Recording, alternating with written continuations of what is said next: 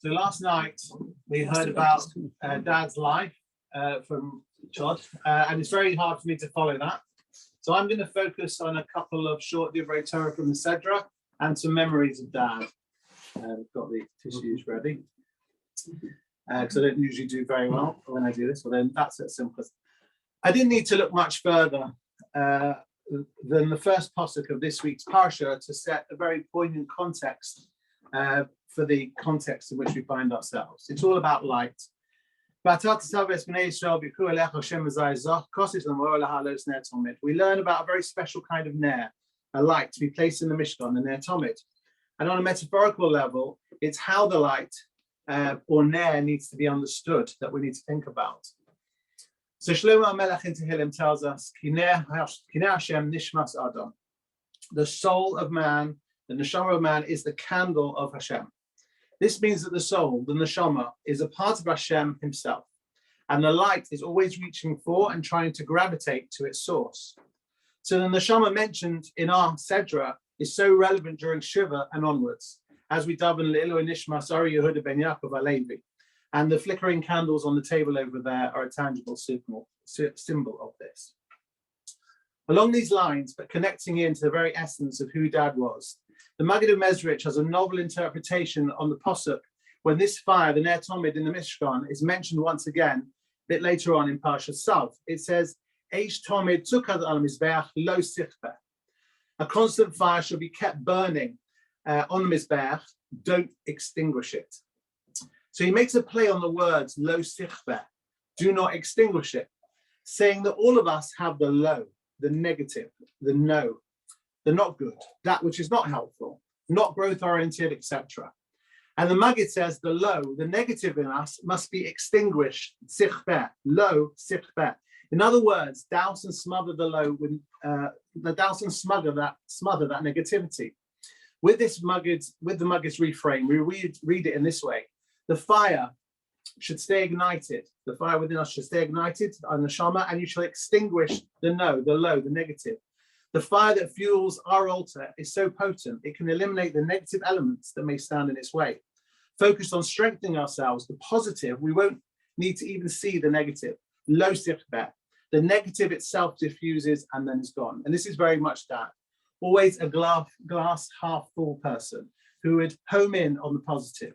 He would often find those trees where others could only see a very dark wood. And I think this is definitely something we all, me included, can learn from Dad.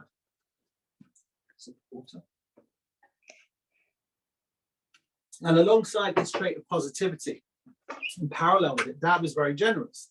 As an inherently generous person, he was also friendly, helpful, and always willing to see the good qualities in others. He was always generous in sharing his enormous knowledge, particularly in his own specialized areas, whether that was French, music, wine, history, tax, minhagim from monks, etc., etc. And a great example of his genuine generosity recently was for a very big birthday celebration of his. He took delight by marking the day by giving us all a very nice sum of money. I don't know anyone who is the one giving out the presents on their own birthday.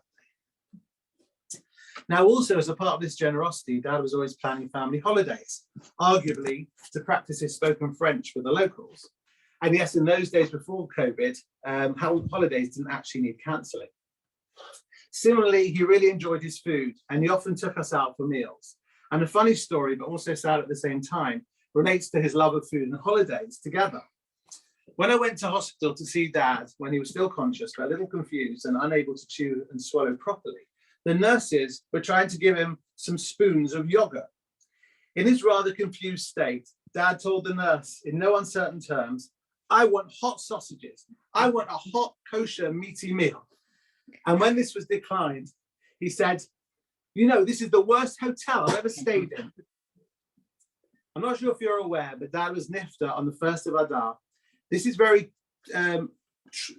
true for someone who has such positivity to pass away in the month of Adar, when we're marvin b'simcha, when we increase our happiness and positivity. But he also turned 85 on that very same day, the 1st of Adar. That was the day he was born. In other words, he died on his birthday. This was also predictable in some sense, as Dad was always very precise. And of course, being very much the retired accountant, there would be no need to round off or round down with his age. I guess you could say he wanted to balance the books. On a more serious note, the Gemara in Kiddushin, Lamed Ches on the base, teaches us that Moshe Rabbeinu passed away a few days after Dad, which is actually tonight, the 7th of Adar. The Gemara there explains that Hashem calculates and completes the lifespan of a righteous person, as we read in Dad's in Dad's Bar Mitzvah Sedra, Ushpotim, Es Mispa Yomecha Amalei, I will complete the number of your days. And Chazal explained from this that on the day we're born, we're entrusted with a mission. A righteous person like Dad lives his life achieving his fullest potential and completes his mission on earth in the most perfect way possible. And this perfection is expressed in the fact that his mission ended on the very same day it started. Another exemplar of his generosity and positivity was his unswerving love for Mum. Dad was deeply committed and connected to Mum. Ahava comes from the root hab, which means to give. And he gave Mum everything she wanted and often more, including the unwanted TV sets. I have a lovely image that typifies this love. When I was a little boy in primary school, I remember at breakfast time, Dad would come and grab Mum, very gently of course, and start dancing with her in the middle of the kitchen, singing, "Oh, how we danced on the night." Here's a little reminder.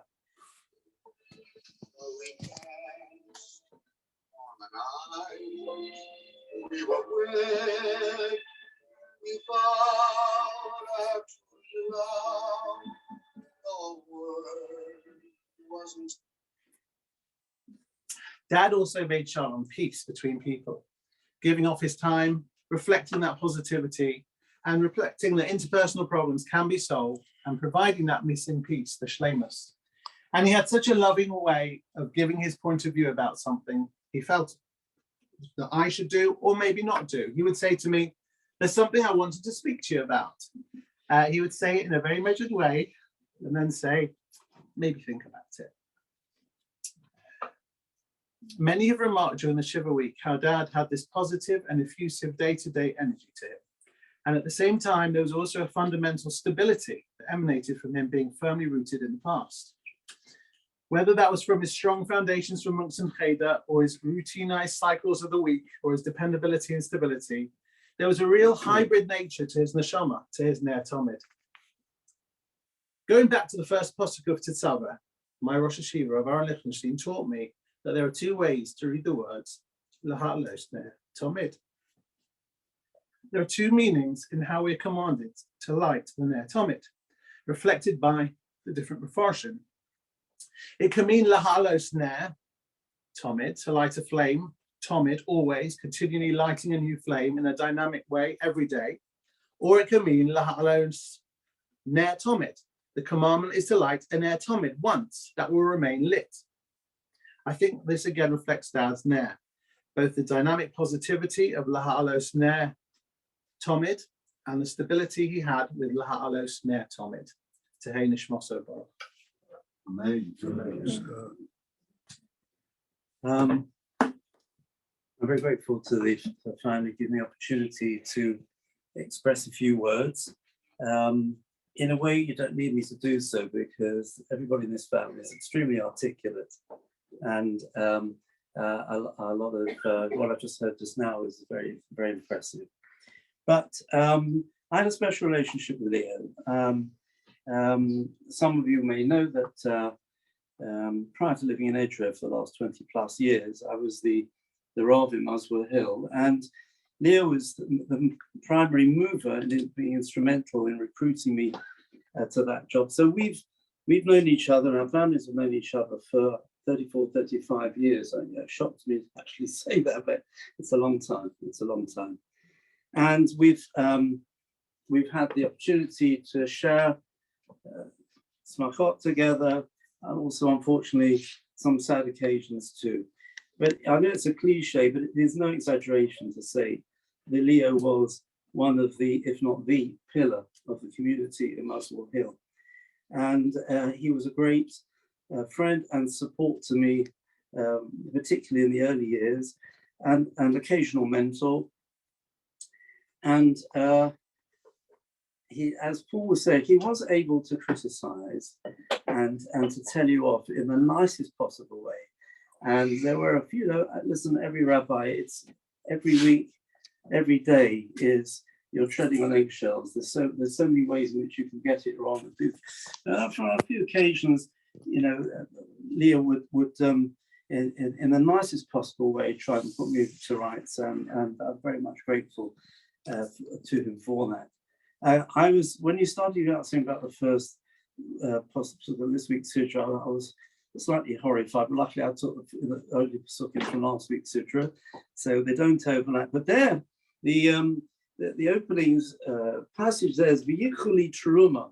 Moshe Rabbeinu is told to speak to the children of Israel and tell them they should bring an elevated offering, donations, and me'ez ko'olish asher yidvenu libo, from every person who has the motivation to voluntarily give of this in the best possible way. And the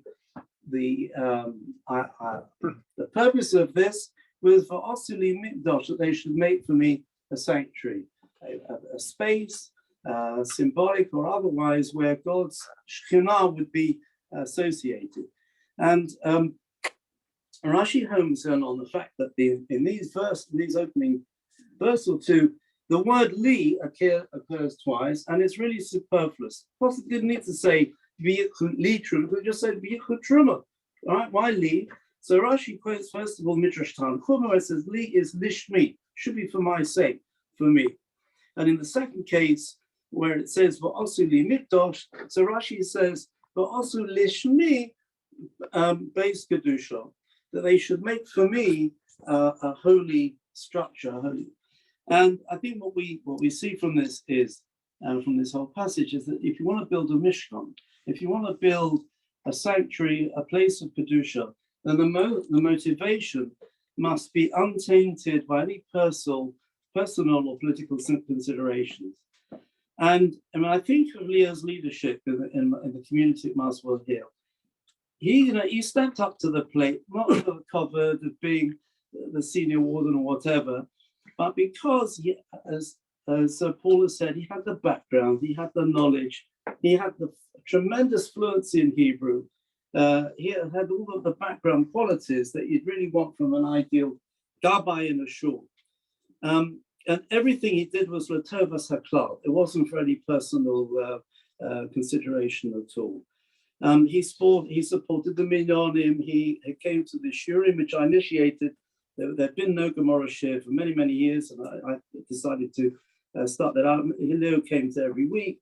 He was one of the ones who could contribute some of the most intelligent comments and challenging questions. On the quiet, he was about tzedakah. He helped a lot of people in all sorts of ways in the community. It was a balabatish culture, and above all, one of the most respectful people that I've ever come across. Not just to me personally, but you could see that the way he related to others in the community, and as a result, he was one of the most respectable people. Everybody in the community looked up to him, not because he's tall, but because they really had a high regard for his personal qualities and the way he dealt with people. And he could assist in so many ways, taking services, occasionally laning.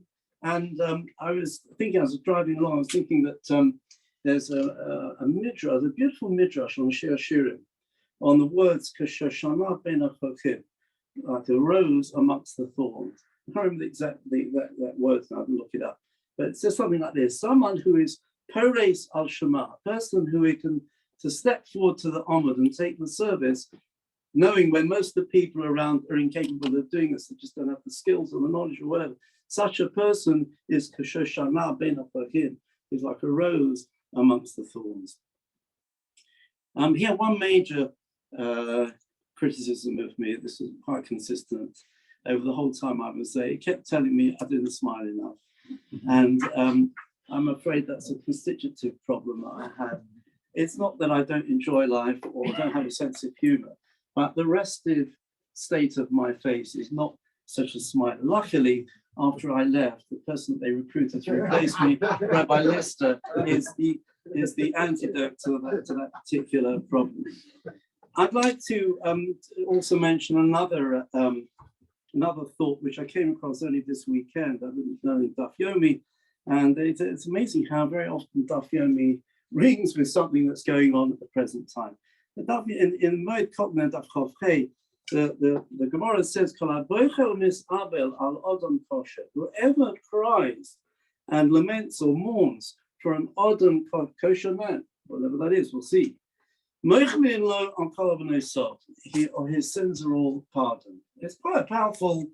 I mean, it's not bad, if you get that reward for doing this. So I saw in the Rosh, one of the principal Rishonim, and the Rosh says, he asked, who is an Adam kosher? So he says, I'll paraphrase it, he said, an Adam kosher is someone who has a completely unsullied reputation, right? A person, he's not, nobody suspects him of being sinful, and he never overlooked or ignored the possibility of doing a mitzvah. And when he says, if the person has those three qualities, hu nikra adam kosher, that's what we call an adam kosher. In my humble opinion, they are qualified to be considered an adam kosher. His high standard of behavior in so many areas of life, scrupulous in his professional dealings, in things to do with money for sure, and lots of other things. So looking back, I feel, and I'll bring things to a close because it's been long enough already, but looking back, I feel that he was very fortunate to have enjoyed many of life's blessings. The love of his wife and children, taking pride in their achievements. I mean, you've got a rabbi and 2 consultants. I mean, that's pretty good, right? And watching his family grow, ever increasing number of grandchildren, having witnessed the weddings of some of them. So, look, he sadly passed away. But I would imagine that his passing was the Seva Tova Zokein V'Sover, as a person contented with his life, having had a life well lived. And so in conclusion, obviously it's the last night of the Shiva. This is a process, as we know, but we all wish all of you well. We wish you all Chaim Arukim. And at a personal note, I feel the connection. I hope Hashem grants you his nechama going forward from this very sad time. But on Yetz Hashem, you should have an overwhelming abundance of such positive memories of Leo at his best, not unfortunately the last few weeks or months when his health has been failing, and that should sustain you going forward.